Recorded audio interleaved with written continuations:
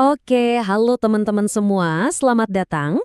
Hari ini kita bakal bahas sesuatu yang jujur aja bakal jadi makanan kalian sehari-hari sebagai calon teknisi instalasi tenaga listrik. Yaitu, gimana caranya kita pastiin semuanya tetap nyala, bahkan pas listrik dari pusat padam. Kita akan kupas tuntas soal instalasi genset, mulai dari yang paling dasar sampai ke otaknya, sistem pindah daya otomatis yang super canggih. Yuk kita langsung ke skenario paling genting. Coba deh kalian bayangin sejenak, lagi ada operasi besar atau di ruang ICU yang isinya alat-alat penopang hidup, terus jeglek, listrik padam, semua monitor gelap. Apa yang terjadi? Panik, resiko besar. Nah, disinilah taruhan sebenarnya dari keandalan pasokan listrik. Kalian sebagai teknisi, siap nggak megang tanggung jawab sebesar ini? Dan ini bukan cuma soal jadi gelap atau nggak nyaman ya, ini jauh lebih serius. Ventilator yang bantu pasien napas bisa berhenti. Peralatan bedah canggih bisa mati di tengah-tengah. Monitor detak jantung jadi blank. Bahkan lampu darurat sekalipun nggak nyala. Tiap detik tanpa listrik di tempat-tempat kayak gini, itu bisa jadi penentu antara hidup dan mati. Beneran deh. Nah, di saat genting kayak gitu, saat listrik utama dari PLN padam, disinilah pahlawan kita muncul. Ada satu sistem yang selalu siaga buat ambil alih komando. Inilah dia, siaga satu kita. Generator set, atau yang kita semua kenal dengan nama genset. Jadi, apa sih genset itu?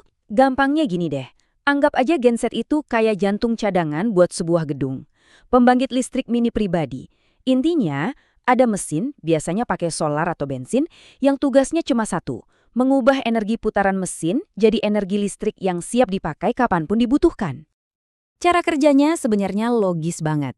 Coba perhatikan alurnya. Pertama, pasti butuh bahan bakar buat nyalain mesinnya. Terus, energi putaran dari mesin ini dipakai buat muter komponen kunci yang namanya alternator. Nah, dari alternator inilah listrik diciptakan. Tapi kan listriknya harus stabil ya kan?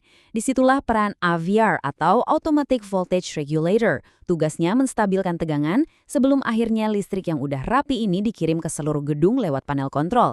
Simpel kan? Oke, punya genset itu baru setengah cerita loh. Pertanyaan berikutnya, dan ini yang paling krusial buat profesi kalian, adalah gimana caranya kita mindahin beban listrik dari PLN yang mati ke genset harus cepat, dan yang paling penting harus aman. Nah, disinilah keahlian kalian sebagai teknisi benar-benar diuji. Alat yang jadi wasit dalam proses ini namanya transfer switch atau saklar pemindah. Fungsinya simpel tapi vital banget. Dia ini kayak penjaga gerbang listrik. Dia yang nentuin listrik dari sumber mana yang boleh masuk ke gedung. Dan ada dua cara utama buat ngelakuin ini. Cara jadul alias manual atau cara modern, yaitu otomatis. Oke, sekarang kita bedah satu-satu. Lihat perbandingannya. Di sebelah kiri ada MCO atau sistem manual. Bayangin ya, pas listrik padam harus ada orang yang lari ke ruang panel terus mindahin tuas gede secara manual. Ini makan waktu, bisa beberapa menit. Belum lagi kalau panik, bisa salah pindahin tuas. Nah, sekarang lihat yang kanan. Ini dia jagoannya. ATS, Automatic Transfer Switch. Ini otaknya sistem. Nggak perlu ada orang, nggak perlu lari-lari. Dalam hitungan detik, dia bisa pindahin daya secara otomatis. Cerdas, cepat, aman. Inilah standar profesional yang kita bicarakan. Jadi, pakai ATS itu bukan lagi soal kenyamanan, tapi ini soal keharusan, soal tanggung jawab profesional. Buat tempat-tempat kritis kayak rumah sakit, pusat data yang nyimpen data penting, atau pabrik besar, nggak ada cerita pakai sistem manual. ATS memastikan perpindahan daya terjadi sekejap mata, nyaris tanpa jeda, dan yang paling penting, tanpa resiko human error. Ini satu-satunya pilihan yang masuk akal dan bertanggung jawab. Kita lanjut ya. Punya genset dan ATS paling canggih sedunia pun jadi percuma kalau instalasinya ngasal. Keselamatan itu harga mati, jadi ada aturan-aturan yang sama sekali nggak bisa ditawar. Dan ini dia aturan emasnya, aturan nomor 1. PUIL, kitab sucinya instalasi listrik di Indonesia, bilang dengan sangat tegas, genset dan jaringan PLN itu haram hukumnya terhubung bersamaan. Kenapa? Gini deh, bayangin ada teknisi PLN lagi benerin kabel di tiang luar. Tiba-tiba, genset kita nyala dan ngirim listrik balik ke jaringan. Bahaya banget, teknisi itu bisa kesetrum. Inilah yang namanya backfeeding, dan ini harus dihindari. Selain itu, ada 2 pilar keamanan lagi yang wajib ada. Pertama, Proteksi sistem. Harus ada MCB atau MCCB dengan ukuran yang pas. Fungsinya buat mutusin arus secara otomatis kalau ada korsleting atau beban berlebih.